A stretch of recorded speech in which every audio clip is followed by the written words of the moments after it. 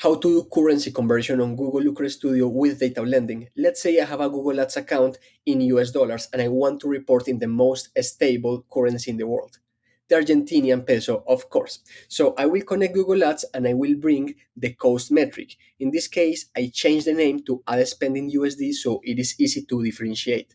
Now, I will also connect a table with Google Sheets data where every row has a date and the conversion for that particular date. So for November 30, $1 is equivalent to 1,000 Argentinian pesos. With these two tables, I will blend them together. If you want to know how to blend data on Google Looker Studio, we have other tutorials around this. But once I blend this data, the only thing I need to do with this table is the formula I created. To calculate the currency conversion, I only need to multiply the conversion value from the Google Sheet with the ad spend or the cost of Google Ads. This is everything, and that's how I can get my total ad spend, like this time series, reported in both US dollars and Argentinian pesos or any currency conversion. How to do this? I will show you how this data blending works. So I will go to this table that I connected, this data source, and this data source is simply combining or blending by date my Google Ads account with this Google Sheet.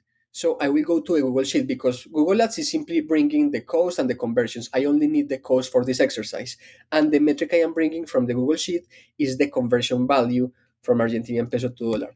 What is the Google Sheet? I will go to it. This Google Sheet is simply showing by date what is the equivalent value of $1 to Argentinian pesos, and how do I get this data? Simply go to Bloomberg or Google or use ChatGPT and please return the conversions of the Argentinian pesos to dollars, and you will be able to download a CSV file.